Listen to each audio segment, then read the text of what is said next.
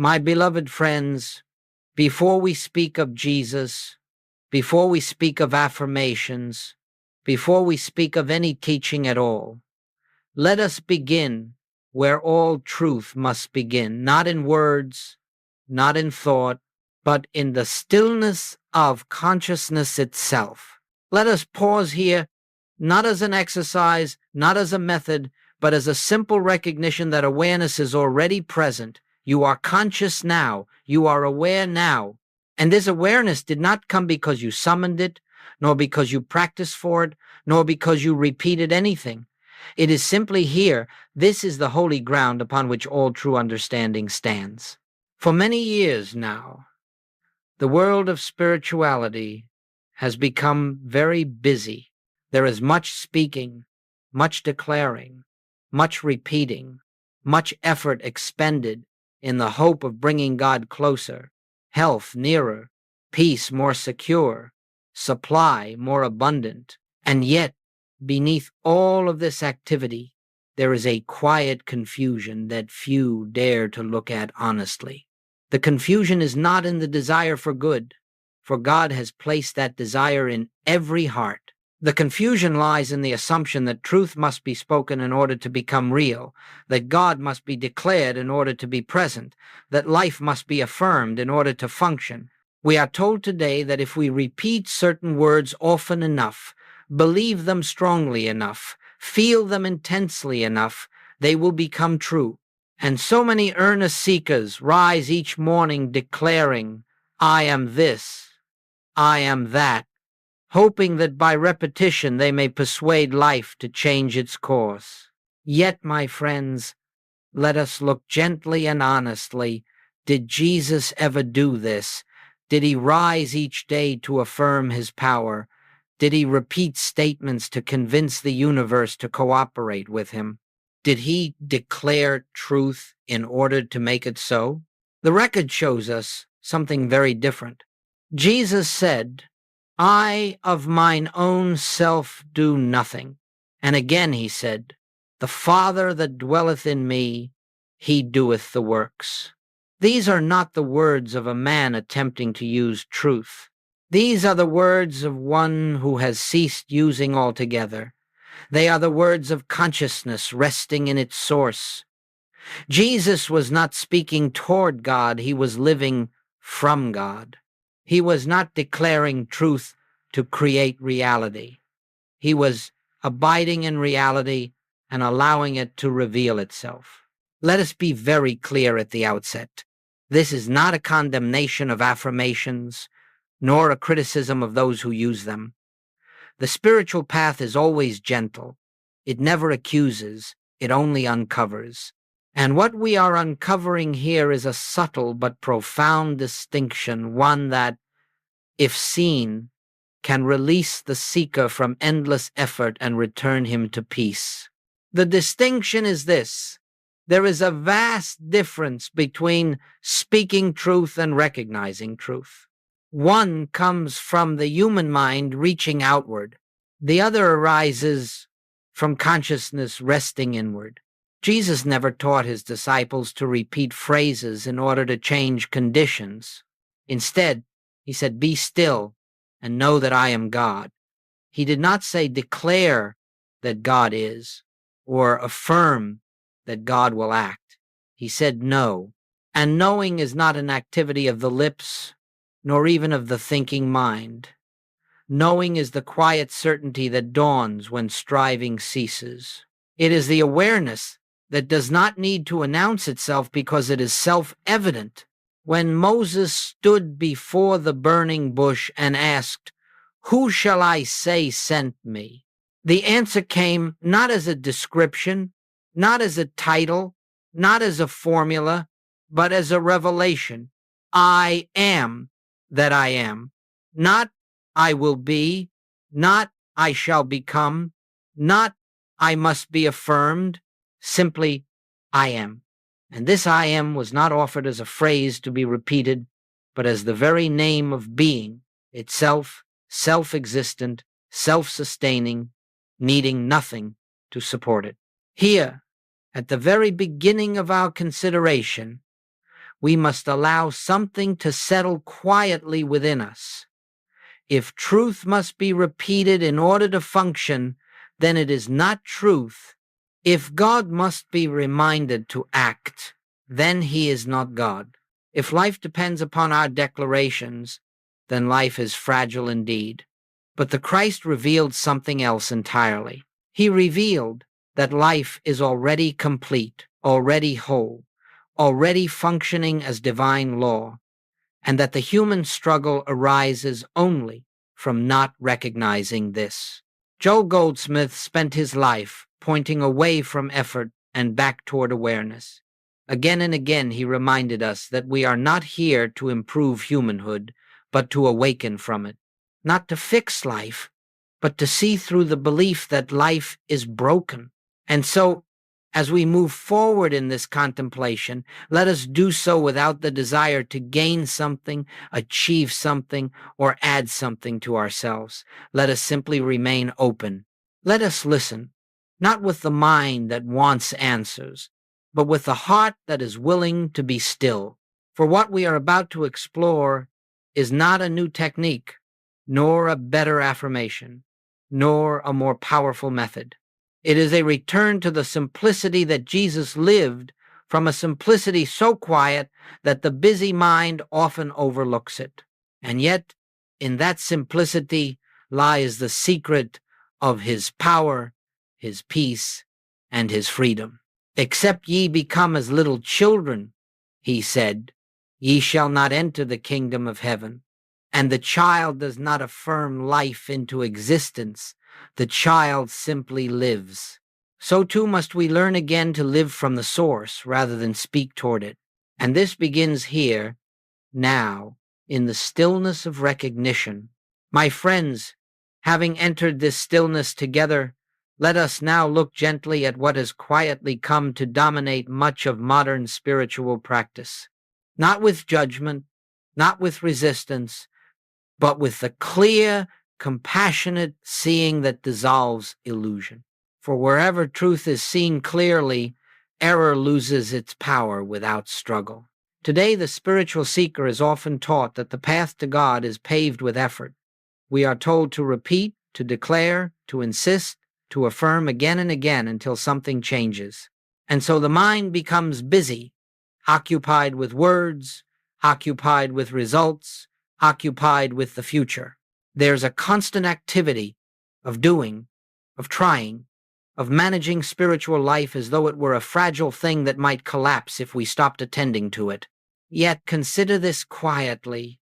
If God is infinite, if life is divine, if consciousness is sustained by spirit, what is it that we are trying to uphold? What is it that we fear will fail if we cease repeating words?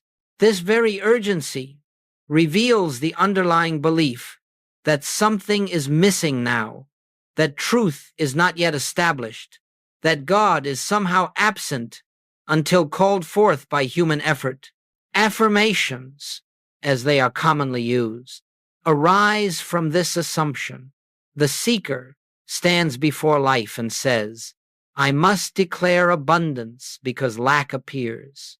I must declare health because disease is visible. I must declare peace because fear is present. And while the words themselves may be beautiful, even true in essence, the consciousness from which they are spoken often betrays a hidden fear, the fear that without this repetition, life will not support us, the fear that God must be reminded of his duty. Jesus revealed no such anxiety. Never once do we find him attempting to override appearances with words. When confronted with disease, he did not say, I affirm health. When faced with lack, he did not declare abundance into existence. When storms arose, he did not persuade the universe to calm itself. He rested, he stood, he knew, and from that knowing, harmony appeared. This is why he could say, take no thought for your life. And again, which of you by taking thought can add 1 cubit unto his stature? Thought, in this sense, includes all anxious effort to manage outcomes, even spiritual effort. Jesus was pointing to a higher way, a way that begins where effort ends. Joel Goldsmith saw clearly that much of modern spirituality had unknowingly replaced trust with technique. He observed that the human mind, once it enters the spiritual path, often carries its old habits with it. Where once it worried about money, it now worries about manifesting abundance. Where once it feared sickness, it now fears failing to affirm correctly. Where once it sought control through planning, it now seeks control through spiritual language. The form changes, but the underlying consciousness remains the same. And so we must ask ourselves, not critically, but honestly, from where am I speaking when I repeat these words? Am I resting in the assurance of God's presence, or am I trying to make something happen? Am I acknowledging what is, or am I attempting to change what appears? Am I living from truth, or am I using truth? Jesus said, "The kingdom of God is not meat and drink, but righteousness and peace and joy in the Holy Ghost." The kingdom is not built through effort. It is entered through recognition. It does not respond to pressure. It reveals itself in surrender. And this is why all effort-based spirituality eventually leads to fatigue. The seeker becomes tired, discouraged, even disillusioned, wondering why so much speaking has produced so little peace. The tragedy is not that affirmations fail, but that they distract from something infinitely simpler. They keep the attention outward toward words, toward results, toward time. They encourage the seeker to remain in the posture of one who is becoming rather than one who already is. And as long as one is becoming, one is not resting. As long as one is striving, one is not receiving. "Come unto me, all ye that labor and are heavy laden, and I will give you rest," Jesus said. He did not say, "Come and labor more efficiently." He did not say, "Come and speak more convincingly." He offered rest. And rest, in spiritual terms, is not inactivity. It is the cessation of the false sense of responsibility for life itself. Let us understand this clearly. The moment you feel that your well-being depends upon how well you repeat words, how consistently you affirm, how strongly you believe, you have unknowingly placed yourself back at the center of the universe. And Jesus removed himself from that center entirely when he said, "The Father within me doeth the works." This was not humility as a moral virtue. It was a statement of fact. He had seen that the personal self was never the doer. So the modern obsession with affirmation is not a moral error. It is a misunderstanding of identity. It is the belief that the human mind must act in order for God to function. And until this belief is seen and gently released, the seeker remains busy but not free, devoted but not at peace, sincere but still burdened. We are not here to perfect a method. We are here to awaken from the belief that method is necessary. And this awakening begins the moment we dare to question not the words we speak, but the consciousness from which we speak them. My friends, if we would truly understand why Jesus never used affirmations, we must be willing to see from where he lived, from where he spoke, and from where he acted. For every word that comes from the mouth reveals the consciousness behind it. Words spoken from fear carry fear. Words spoken from effort carry strain. But words spoken from realization carry authority without force, peace without explanation, power without assertion. Jesus did not live as a man attempting to reach God. He lived as consciousness resting in God. This is the standpoint from which all of his words flowed. And unless we glimpse this standpoint, we will continue to misunderstand not only his teachings, but his entire life. We will try to imitate his words while missing the consciousness that made those words unnecessary. Consider again his simple, radical declaration: I of mine own self do nothing. These are not the words of a teacher diminishing himself for humility's sake. These are the words of one who has seen through the illusion of a personal doer. He is not saying, I choose not to act. He is saying, there is no personal self here to act. And then he adds, the Father that dwelleth in me, he doeth the works. Here, Jesus places the entire responsibility of life where it belongs in God. Now ask yourself quietly, if Jesus knew that the Father within was doing the works, what need would there be for affirmations? What need would there be to repeat statements of truth, to convince life to respond? Would you remind the sun to shine? Would you affirm that your heart must beat? Would you declare that life should sustain itself? No, these things occur because they are governed by law, not by human insistence. Jesus lived in the recognition that divine law was already functioning. He did not attempt to activate it. He did not try to direct it. He did not seek to influence it with words. He trusted it not as belief, but as fact. And this trust was so complete that fear had no place to attach itself. When he said, before Abraham was I am, he was not making a philosophical statement. He was revealing identity. He was speaking from that eternal awareness, which knows no beginning and no end. This I am was not something he declared to become powerful. It was what he knew himself to be. And because he knew it, he did not need to speak it repeatedly. We must see this clearly. Jesus did not use words to change reality. He used words to reveal reality. His words were never a means to an end. They were expressions of what was already seen.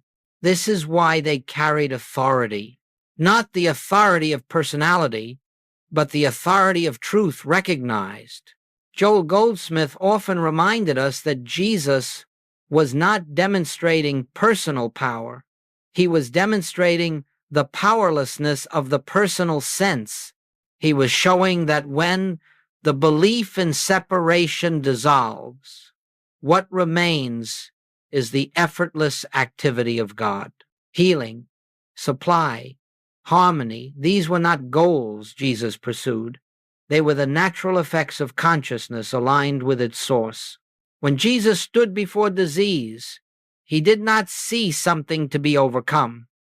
He saw something unreal, something without law, something without divine authority. And because he did not accept it as real, it could not remain. Not because he denied it with words, but because he saw through it with awareness. He said, judge not according to the appearance, but judge righteous judgment. Righteous judgment is not positive thinking. It is not replacing one thought with another. It is spiritual discernment, the ability to see what is of God and what is not, and to rest in that seeing without struggle. Jesus' entire ministry flowed from this one recognition: God is present, God is active, God is sufficient. Therefore, nothing needs to be added, corrected, improved, or persuaded. This is why he could withdraw into silence so often. This is why prayer for him was not asking, but communion. This is why he could say, your Father knoweth what things ye have need of before ye ask him. What kind of consciousness would say such a thing? Only one that is free from anxiety. Only one that has relinquished the belief that life depends upon human effort. Only one that has discovered the kingdom within and found it complete. My friends, until we see that Jesus lived from a different standpoint altogether, we will continue to borrow his language while missing his life. We will say, I am as a declaration while he lived. I am as identity We will speak truth to fix conditions, while he rested in truth and allowed conditions to dissolve. This is not something to imitate outwardly. It is something to awaken to inwardly. The standpoint Jesus lived from is not reserved for him alone. It is the natural state of consciousness when the belief in separation has fallen away. And it is this standpoint, not words, not affirmations, not effort, that we are being gently led back to. My beloved friends, now we come to a point that must be seen very clearly, yet very gently, for here lies one of the most subtle crossroads on the spiritual path. Many sincere seekers linger here for years, not because they lack devotion, but because they have not yet discerned the difference between affirmation and recognition. The words may sound similar, the intention may feel noble, but the consciousness behind them is entirely different. Affirmation, as it is commonly practiced, begins with a sense of absence. Something appears lacking, broken, fearful, or incomplete, and the human mind responds by speaking words of truth in an attempt to change that appearance. There is effort in it. There is direction in it. There is a future orientation in it. Even when the words are correct, the standpoint is still that of one who is trying to arrive somewhere else. Recognition begins from an entirely different place. Recognition does not speak toward truth. It rests in truth. It does not attempt to change what appears. It sees through the appearance to what is eternally real. Recognition is not something you do. It is something that dawns when effort ceases. It is not an activity of the mind, but a yielding of the mind to awareness. Jesus never affirmed God into existence. He never declared unity in order to achieve it. He never spoke health to make it real. He recognized God as the only presence, health as the only law, life as eternally whole.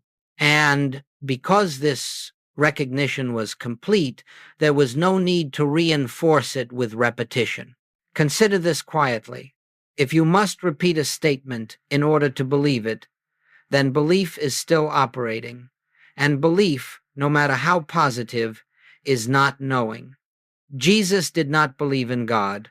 He knew God. He did not hope that divine law would function. He rested in the certainty that it already was functioning.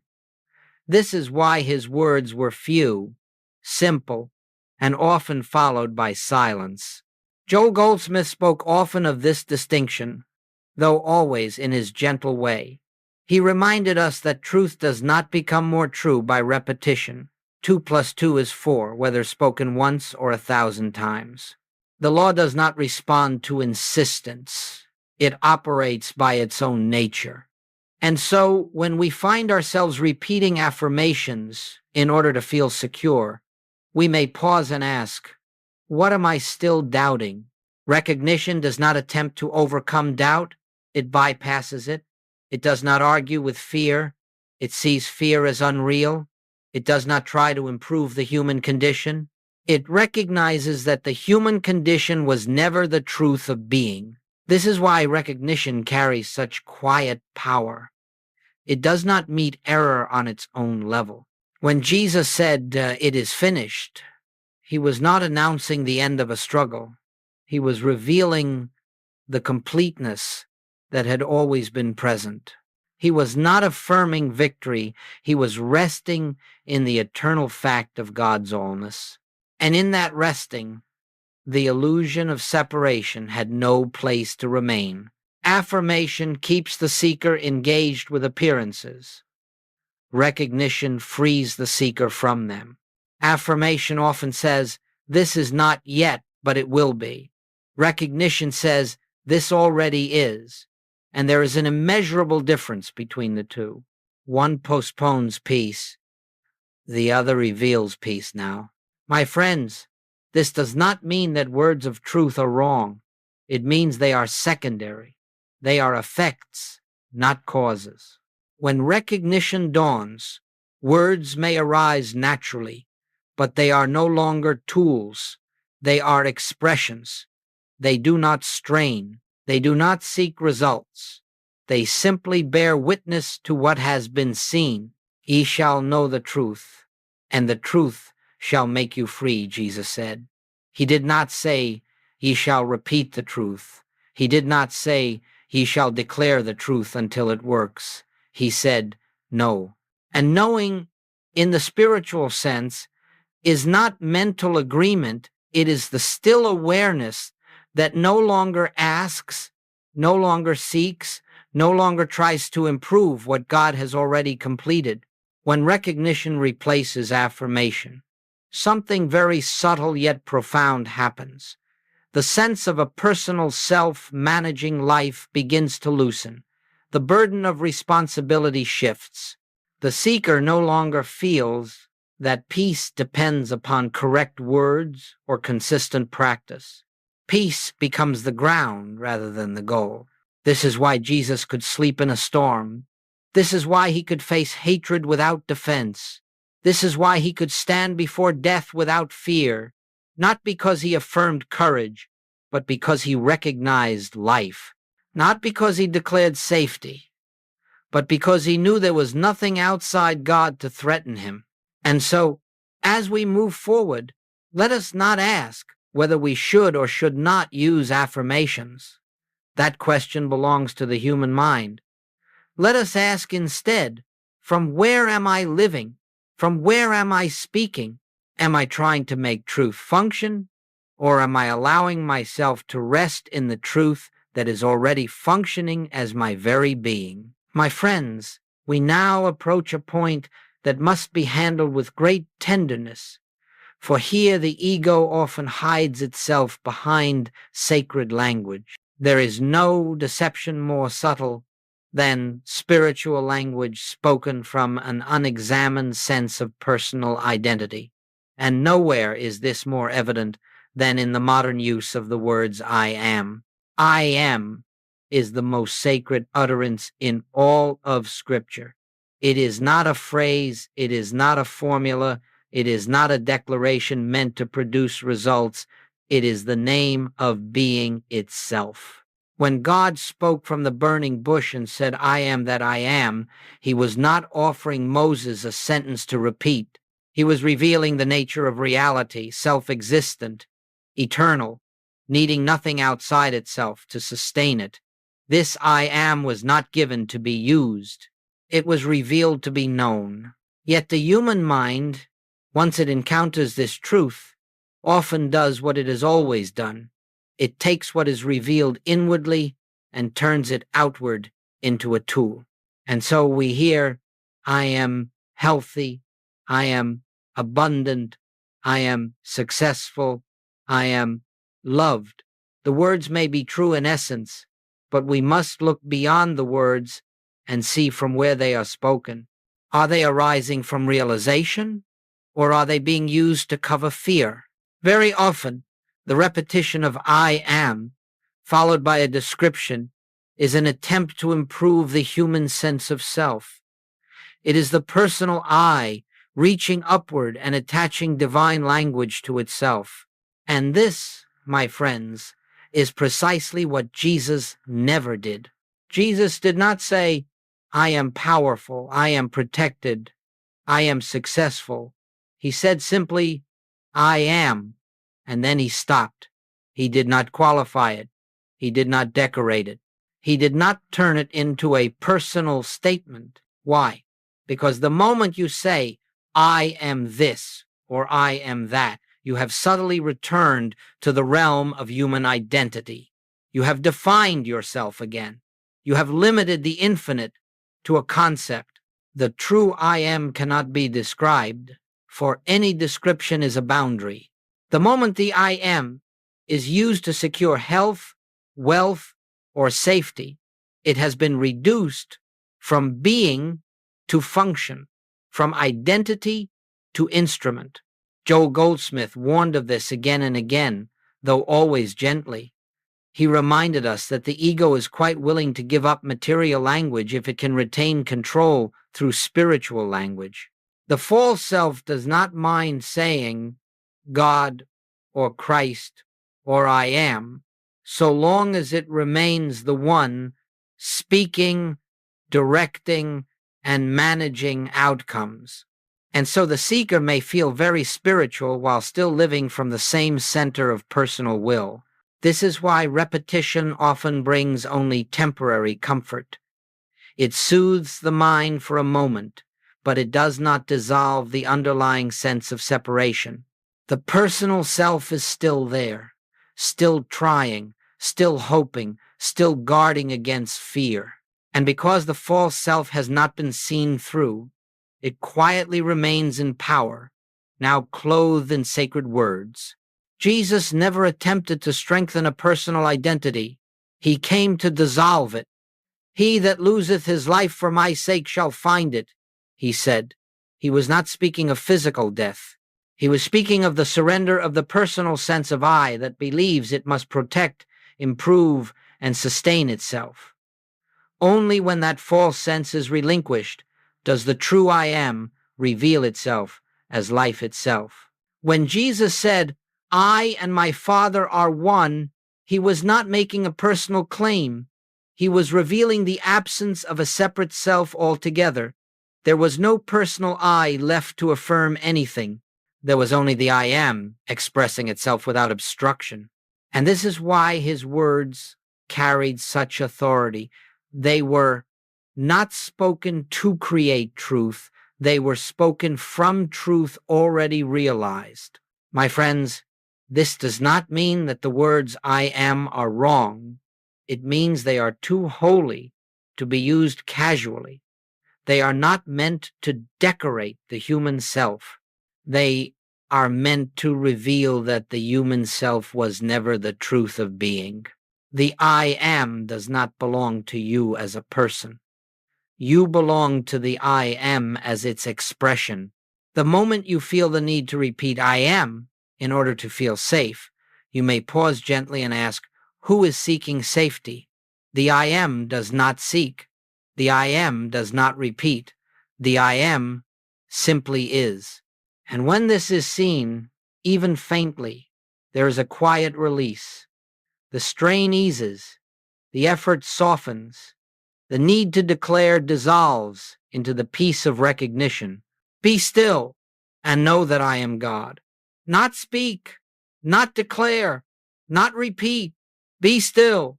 And in that stillness, the false I loosens its grip, and the true I am reveals itself not as a phrase on the lips, but as the very life by which you live.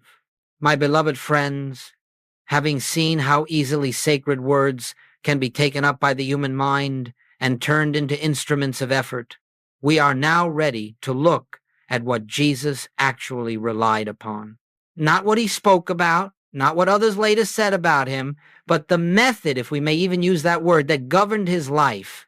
And you will discover that it was not a method at all, but a state of being so quiet, so inward, so surrendered, that it left no room for personal striving. Jesus lived from silence. Not the silence of absence, but the silence of fullness. Not the silence of waiting, but the silence of knowing. Again and again in the record, we find him withdrawing from the crowd, retreating from activity, going alone into the mountain, entering into solitude. Why? Was it to rest the body? Perhaps. But far more deeply, it was because he knew that truth is not heard in noise, and God is not realized in effort. He did not go into silence to ask God what to do. He did not enter prayer to persuade God to act. He entered silence because he already knew where the source was. He was not reaching upward. He was resting inward. This is why his prayer was never anxious, never urgent, never pleading. It was communion. It was awareness turning back upon itself. Jesus said, "The words that I speak unto you, I speak not of myself, but the Father that dwelleth in me. He doeth the works." This single statement reveals everything. He did not rely on words to produce power. He allowed power to express itself, and words followed naturally, effortlessly, without strain. The silence came first. The recognition came first. The action flowed afterward. This is the great reversal that the human mind struggles to accept. The world teaches us to act first and hope for peace later. Jesus revealed peace first, and action unfolded rightly from it. He did not treat silence as a technique to get results. Silence was his natural dwelling place. It was the atmosphere in which he lived and moved and had his being. Joel Goldsmith understood this deeply. He taught that the most important moment on the spiritual path is the moment when one stops trying to hear God and simply becomes quiet enough to notice that God is already present. This is why he said that prayer is not talking to God, but listening, not listening for words, but listening in the sense of receptive awareness. The human mind fears silence because silence removes its function. In silence, there is no planning, no affirming, no controlling. And so the mind asks, what if nothing happens? But Jesus lived to show us that everything happens when personal effort ceases. Take no thought, he said, not because thought is evil, but because thought cannot do what awareness already is. When Jesus faced the tomb of Lazarus, he did not affirm life repeatedly. He did not declare victory over death. He lifted his eyes and said, Father, I thank thee that thou hast heard me, and I knew that thou hearest me always. This is not a prayer of request. This is recognition. He was acknowledging what already was. And then, without strain, without effort, life revealed itself. Silence, my friends, is not empty. It is pregnant with truth. It is the womb in which realization unfolds. When you enter silence not to achieve something, but to rest as awareness itself, you are standing on the same ground from which Jesus lived. And in that ground, fear cannot root itself, lack cannot sustain itself, discord cannot claim authority. This is why Jesus could say, Peace I leave with you, my peace I give unto you, not as the world giveth. The world gives peace after conditions change. The Christ reveals peace before conditions are even addressed. And once peace is established inwardly, the outer picture rearranges itself without struggle. The silent method Jesus used is not something to copy outwardly. It is not about retreating to mountains or closing your eyes for a certain number of minutes. It is about relinquishing the belief that you are the one who must make life work. It is the surrender of personal responsibility for divine activity. It is the quiet recognition the Father within is doing the works. When this is seen, even dimly, the compulsion to affirm begins to fade. Words fall away naturally. Effort softens. The seeker no longer feels the need to convince life of anything, and in that relinquishment, something deeper than words begins to operate. Be still and know that I am God. Not act, not declare, not repeat, but be still. This stillness is not passivity, it is alignment. It is the consciousness that has returned to its source. And from this source, life flows freely, intelligently, harmoniously, without strain. My friends, now we arrive at a place where much confusion has entered the spiritual path. Even among those of sincere devotion, it is the misunderstanding of prayer itself. For when prayer is misunderstood, all spiritual practice becomes strained, effortful, and subtly fearful. And when prayer is understood, effort falls away and life is revealed as already held in divine order. Prayer, as Joel Goldsmith taught it, was never asking God for anything. It was never declaring truth to make it happen. It was never informing God of a condition, nor reminding God of a need. Prayer, in its true sense, is the conscious recognition of God's presence where you are. It is the inward turning of awareness from appearance to reality. It is communion, not conversation. Jesus made this clear when he said, "Your Father knoweth what things ye have need of before ye ask him." If this is true, and Jesus spoke only from what he knew, then what purpose could asking possibly serve? What function would declaration fulfill? Asking implies absence. Declaring implies uncertainty. Recognition alone implies truth. The human sense of prayer is rooted in separation. It assumes God is somewhere else, listening from a distance, perhaps willing, perhaps reluctant, perhaps waiting to be convinced by sincerity or persistence. But Jesus never prayed to a distant God. He communed with the Father within, and Goldsmith devoted his life to restoring this understanding to modern seekers. When Jesus prayed, he did not say, "Father, make thyself present." He said, "Father, I thank thee." Gratitude is not persuasion. Gratitude is recognition. It is the acknowledgement of what already is. And this is why gratitude is so powerful. It does not ask for fulfillment. It rests in fulfillment.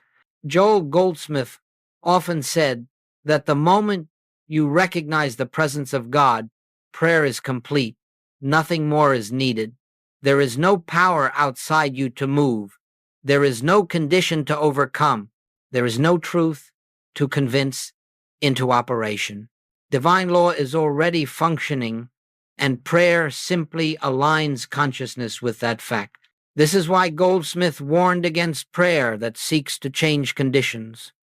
The moment prayer becomes an attempt to alter appearances, it has left the realm of spirit and entered the realm of human will. And human will, no matter how well-intentioned, cannot produce spiritual results. It can only rearrange appearances temporarily. Jesus said, "Seek ye first the kingdom of God and his righteousness, and all these things shall be added unto you." Notice the order. First the kingdom, first the recognition of God's presence, and only then do things appear as effects. When this order is reversed, prayer becomes struggle. When it is honored, prayer becomes rest. My friends, declaring truth in order to get something is still a form of asking. It may sound more confident, more spiritual, but the consciousness behind it is the same. It says, "This is not yet real, and I must make it so." True prayer never says this. True prayer says, "It is." Jesus never prayed for health. He never prayed for supply. He never prayed for protection. He lived from the awareness that life itself was God. And from that awareness, health, supply, and protection were natural expressions. They did not require verbal reinforcement. They flowed as law. Goldsmith taught that prayer is not something you do at a certain hour of the day. It is a state of being. It is the continuous awareness of God as the only presence, power, and activity. When this awareness is present, even silently, even wordlessly, prayer is occurring. This is why silence is so essential. In silence, there is no asking. There is no declaring. There is no mental outlining of what should happen next. There is only the quiet awareness of being. And in that awareness, the full sense of separation dissolves. Be still and know that I am God. Not ask, not declare, not repeat. Know. Knowing does not strain. Knowing does not hope. Knowing does not wait. Knowing rests. And when prayer is understood in this way, something remarkable happens. The burden lifts. The seeker no longer feels responsible for outcomes.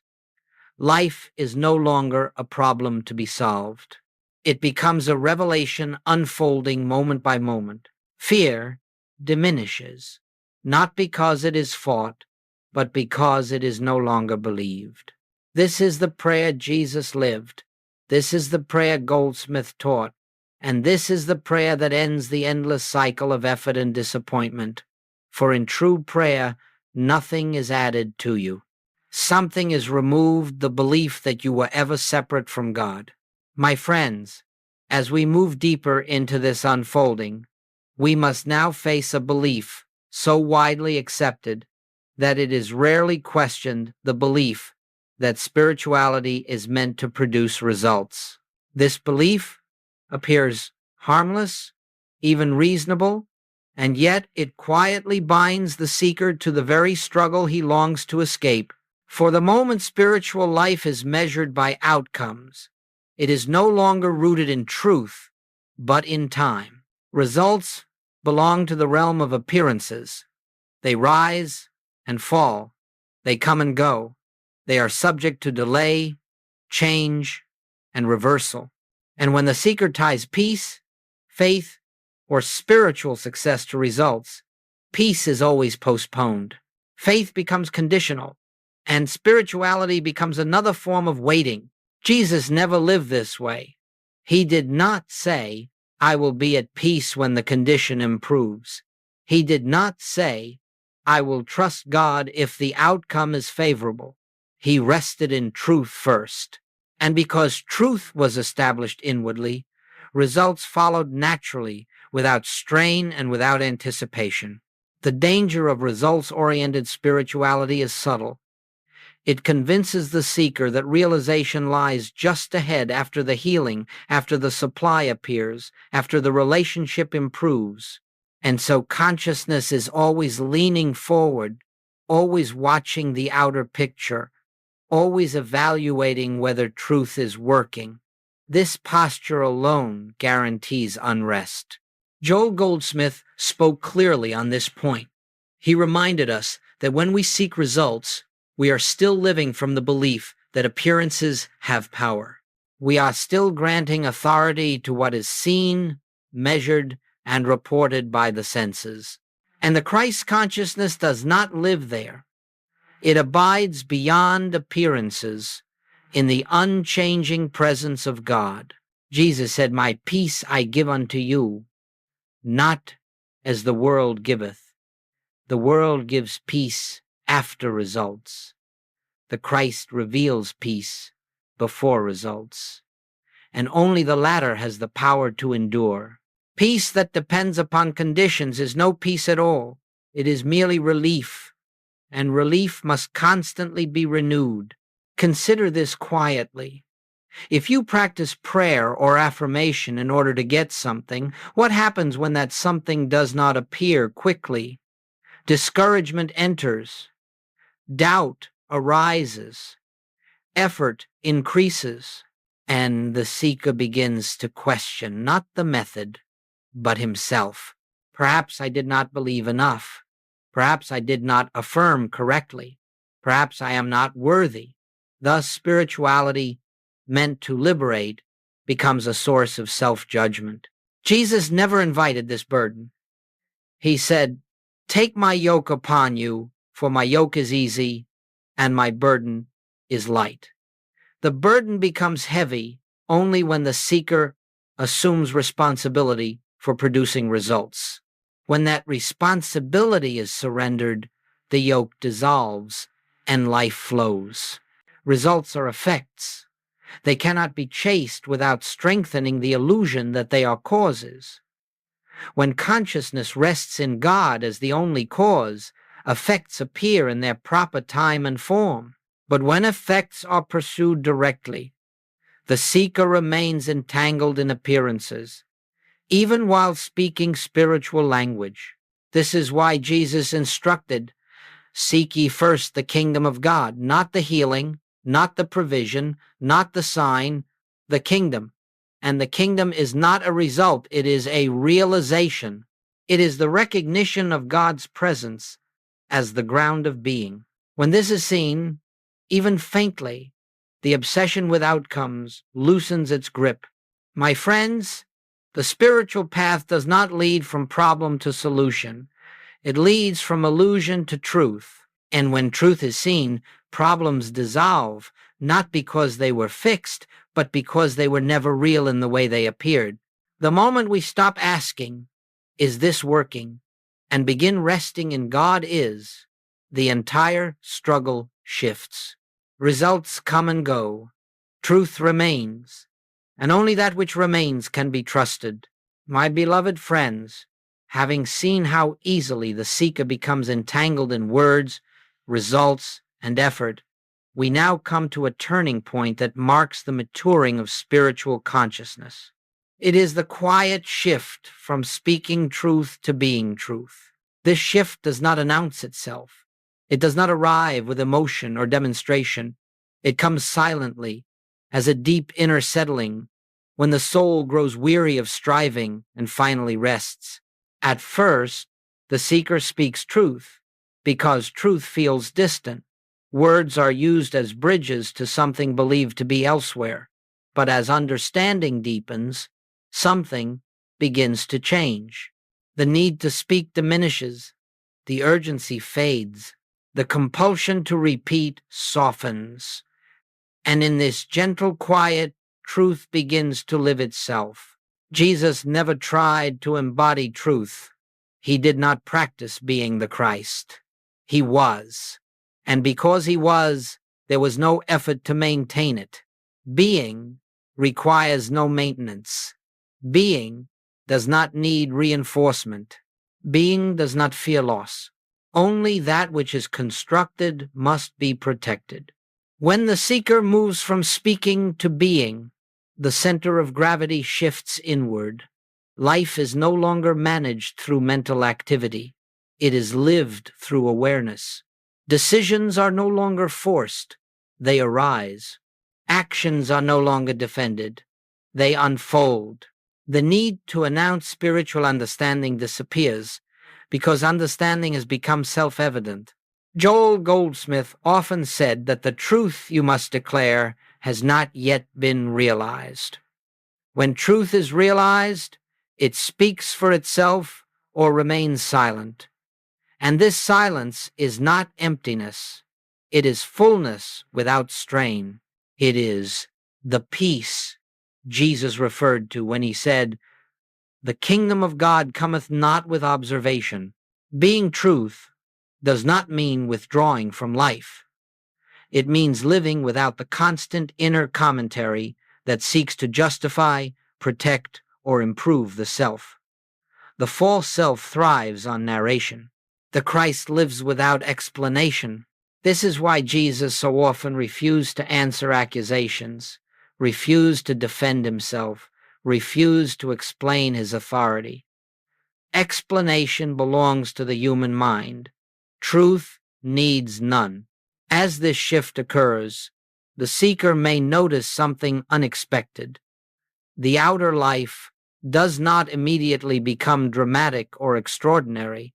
In fact, it may appear quite ordinary.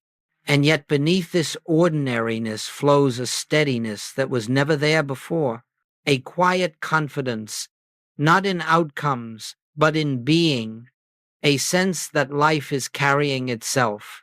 The scriptures tell us, "Let this mind be in you, which was also in Christ Jesus."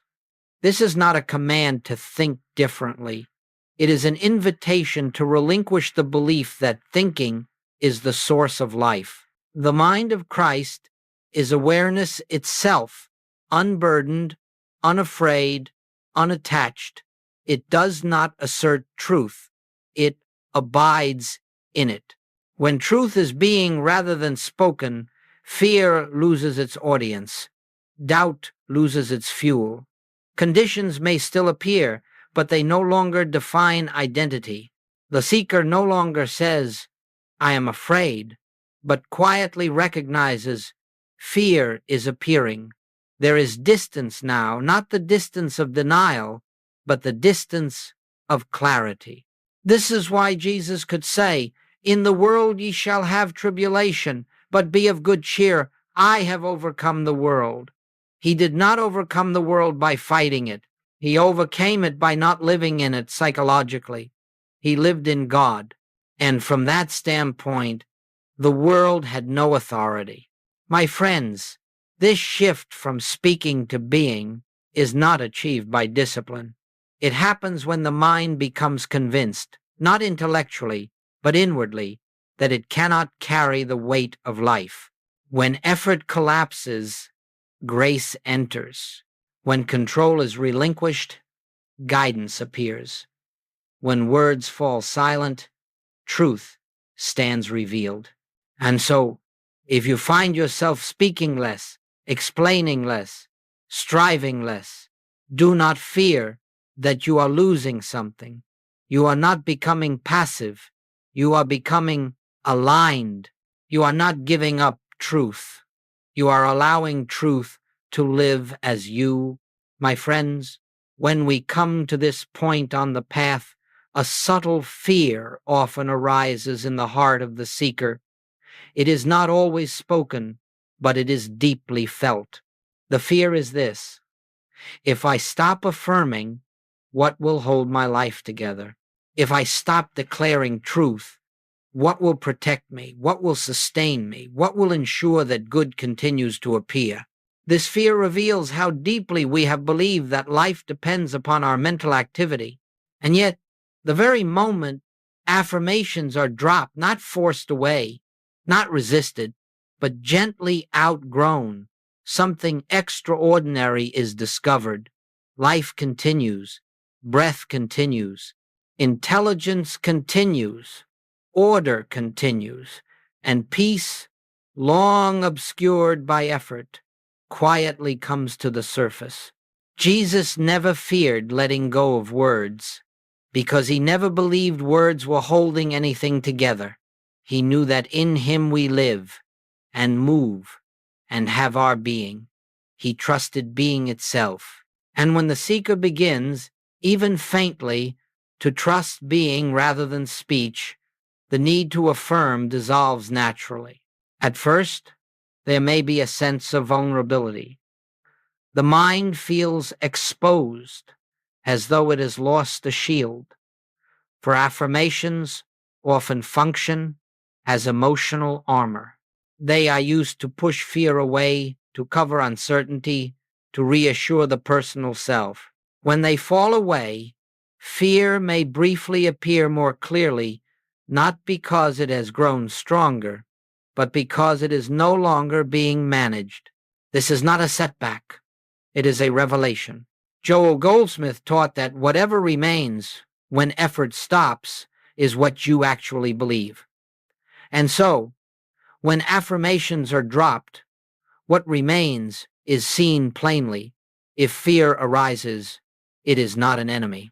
It is an opportunity to see that fear was never dissolved by words, only postponed by them. Recognition dissolves what repetition never could. When affirmations fall away, silence takes their place, and in that silence, the seeker begins to notice something unexpected. There is an intelligence at work that does not require instruction. There is a guidance that does not shout. There is a peace that does not rise and fall with circumstances. This peace was always present, but it was hidden beneath the noise of doing. Jesus said, "Consider the lilies of the field, how they grow. They toil not, neither do they spin." He was not offering poetry, he was revealing law. Life does not labor to sustain itself. Only the personal sense labors. And when that labor ceases, life reveals its effortless nature. Dropping affirmations does not mean dropping truth. It means releasing the belief that truth must be used. Truth is not a tool, it is a state of being. And when you stop using it, you begin to live it. You discover that God has been functioning perfectly without your assistance. My friends, this is where trust is born, not the trust of belief, but the trust of experience. You see for yourself that silence does not produce chaos. Stillness does not result in lack. Rest does not invite danger. On the contrary, life begins to unfold with greater harmony because it is no longer being interfered with. Jesus never said, "Without affirmations, ye can do nothing." He said, "Without me, ye can do nothing." And the me he spoke of was not words, not declarations, not effort. It was the living presence of God within. When this presence is acknowledged, not verbally, but inwardly, it becomes evident that it has always been the doer. So when affirmations are dropped, something very simple happens. The seeker stops standing between God and life.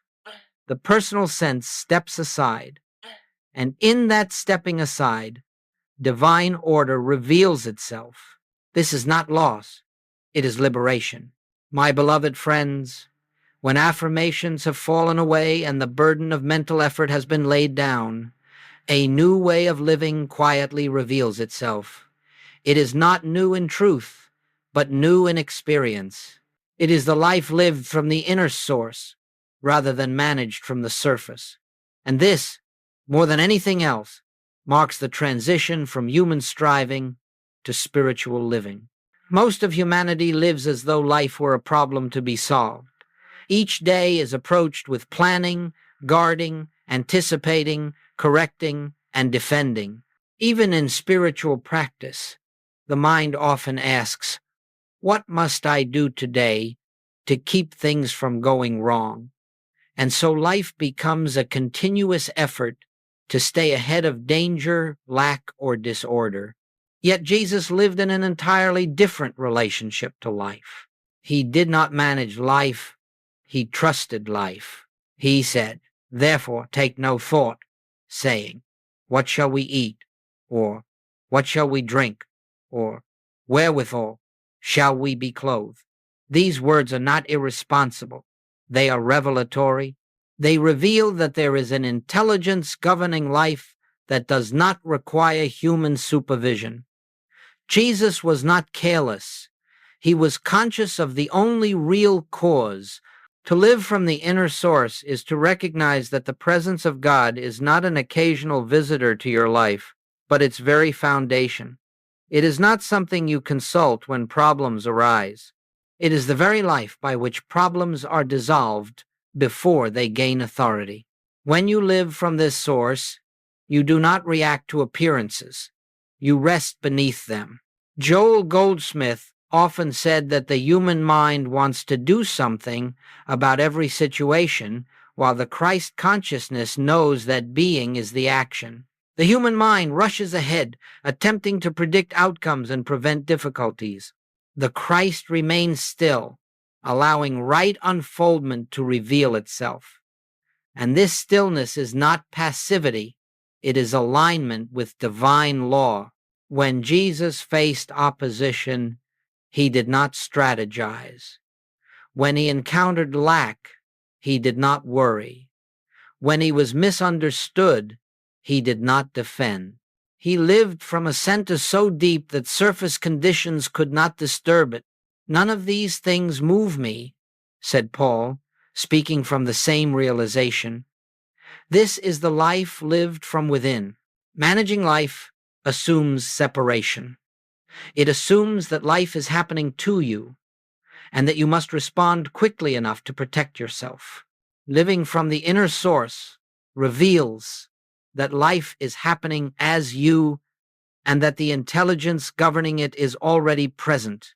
In this awareness, urgency dissolves, fear softens, decisions arise naturally without strain. This does not mean that action ceases. It means that action is no longer driven by anxiety. When action arises from the inner source, it carries no burden. It is simple, appropriate, and often surprisingly effortless. Jesus did not plan miracles. He responded to the moment, guided by awareness rather than anticipation. "Trust in the Lord with all thine heart, and lean not unto thine own understanding," Scripture tells us. Leaning on our own understanding is precisely what managing life is. Trusting in the Lord is the relinquishment of that management. And when this trust becomes lived experience rather than belief, life begins to reveal a harmony that cannot be produced by planning. My friends, living from the inner source does not make life smaller. It makes it freer. You may still work, still choose, still engage with the world, but you do so without the sense that everything depends upon you. You become an instrument rather than an operator. You allow life to express itself through you rather than trying to direct it from above. This is the life Jesus lived. This is the life Joel Goldsmith pointed us toward.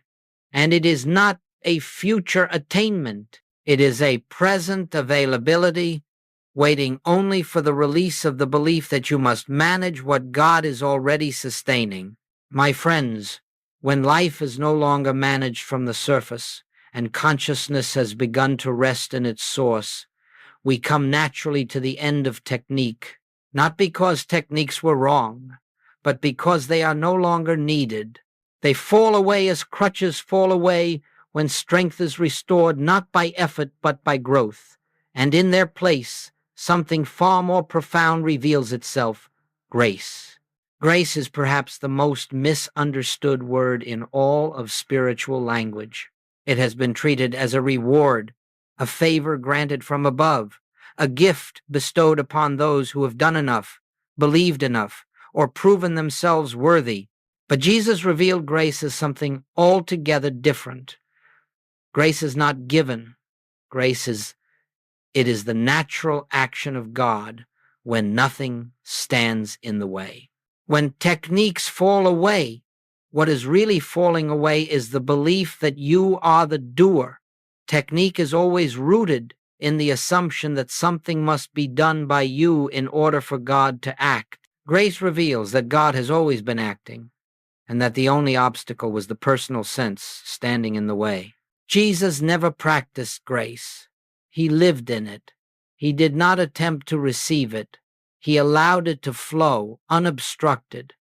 My Father worketh hitherto, and I work, he said, not as two actions, but as one.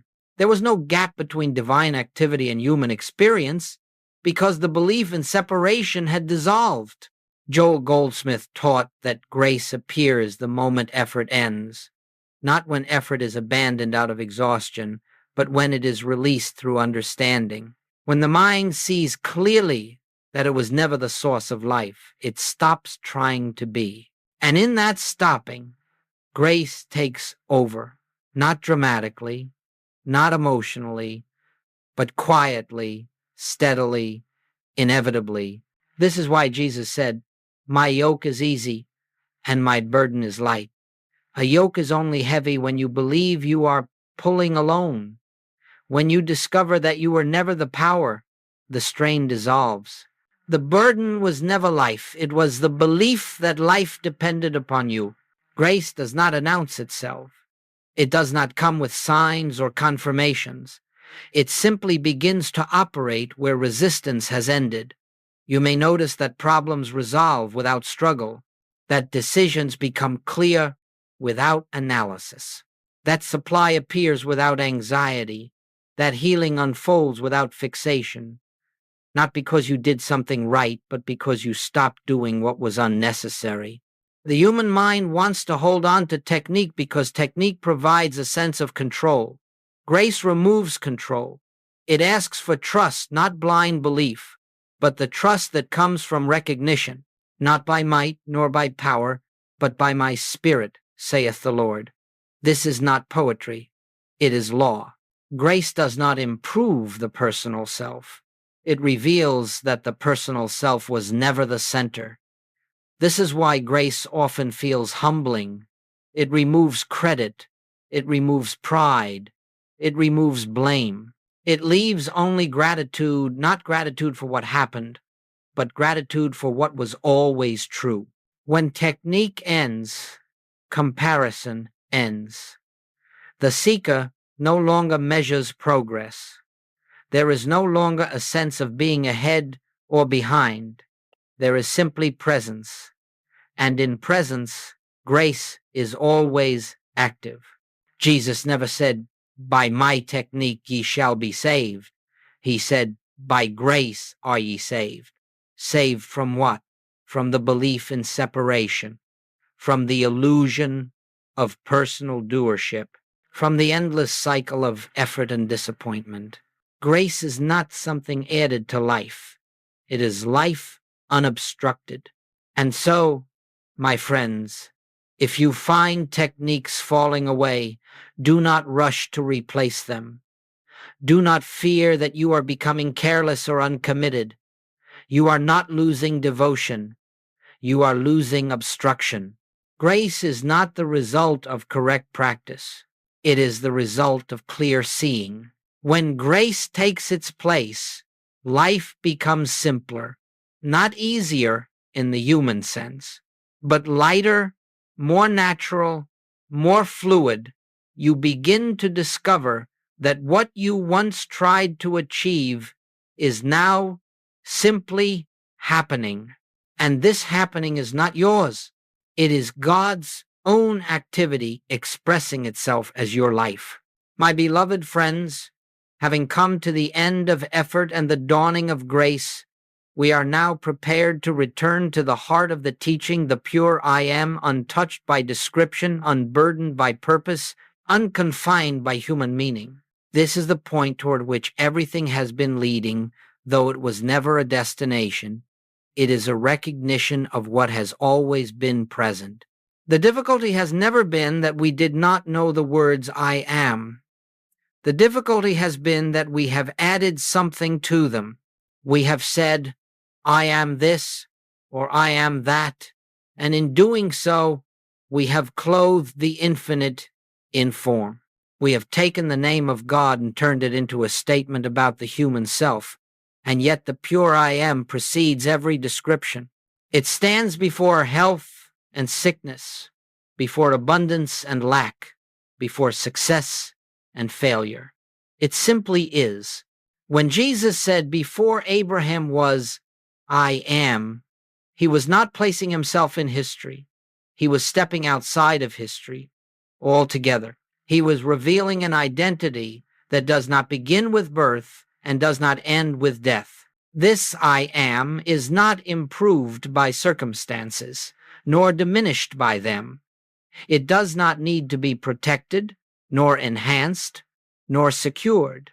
It is the ground of being itself. Joel Goldsmith taught that the moment you add a quality to I am, you have stepped out of the infinite and into the finite, not because the quality is wrong, but because the act of qualifying divides.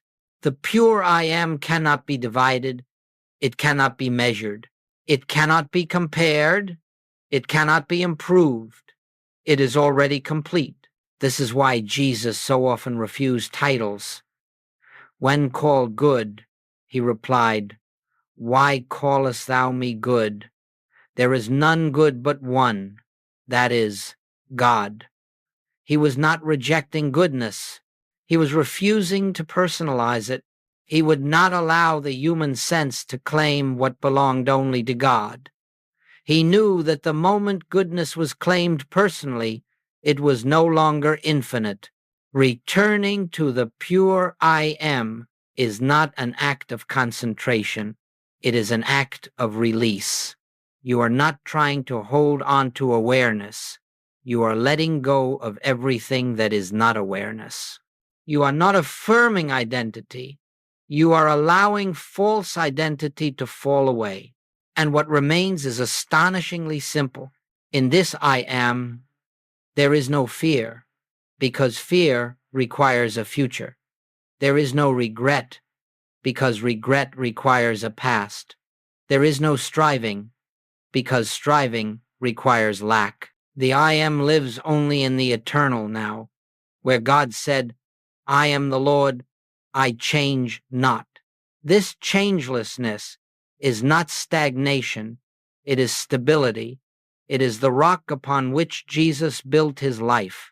My friends, When you rest in the pure I am, without adjectives, without goals, without expectation, you may feel at first as though you are doing nothing. And indeed, you are doing nothing because nothing is required. But in this apparent nothingness, everything real is present. The life that sustains the stars is sustaining you. The intelligence that orders the universe is ordering your affairs. The love that knows no opposite is expressing itself as your being. This is why Jesus could say, "Abide in me, and I in you." Abiding is not effort. It is remaining. It is not seeking. It is staying where you already are. And when you abide in the I am, you discover that it has always been abiding as you. There is no need to return to the I am repeatedly. You have never left it. There is only the need to notice when the mind wanders into description, into identity, into effort, and to gently let those additions fall away. Each time they fall away, the I am stands revealed again, silent, whole, untouched. This is the simplicity that the human mind resists because it offers no role, no achievement, no accomplishment, and yet it is the simplicity that sets us free. For in the I am, there is no one to save, no one to heal, no one to improve. There is only God being God, and that being is your life. My beloved friends, as we come to this gentle close, let us not think of it as an ending, but as a settling. For truth does not conclude. It reveals itself, and then quietly remains. What we have been considering together is not a new doctrine, not a better practice, not a higher form of effort. It is the uncovering of something so simple that the human mind has overlooked it again and again. The mind always looks for complexity. It believes that what is real must be difficult, that what is valuable must be earned, that what is divine must be approached through effort. And so, when the teaching points instead to rest, to stillness, to recognition, the mind resists. It says, "Surely it cannot be this simple." Yet Jesus revealed again and again that it is precisely this simple. "Except ye be converted and become as little children, ye shall not enter into the kingdom of heaven." The child does not affirm life into existence. The child does not manage reality. The child lives, and in living, trusts. This trust is not naive. It is natural. It is what remains when the burden of personal responsibility is laid down. We have seen that Jesus never used affirmations, not because words are wrong, but because they were unnecessary. He did not live from words. He lived from awareness. He did not speak truth to make it function.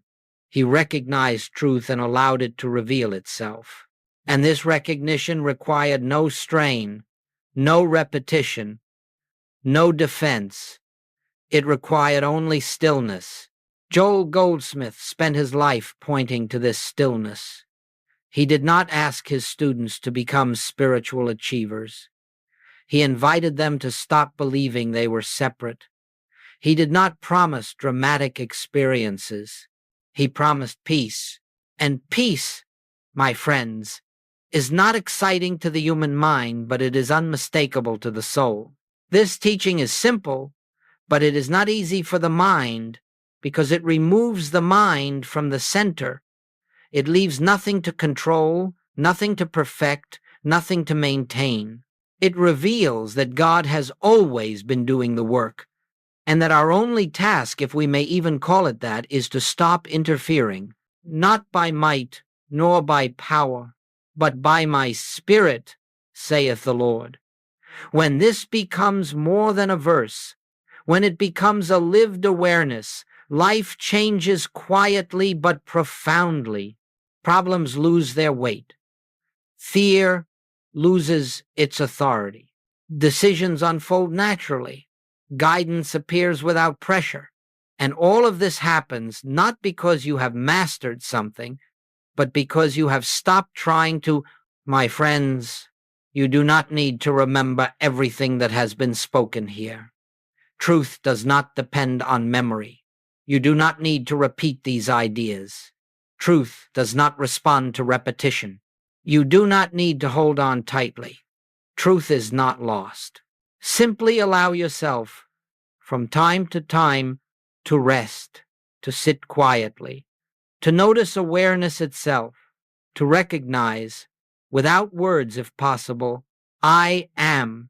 Not I am this, not I am that, just I am. And in that moment, however brief, the Christ stands revealed, not as a figure in history, but as your own true identity. Jesus said, I am the way, the truth, and the life.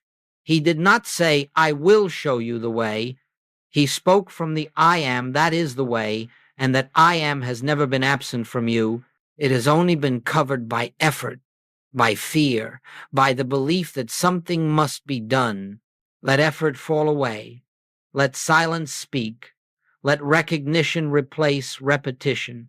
And you will find that what you have been seeking has been living as you all along.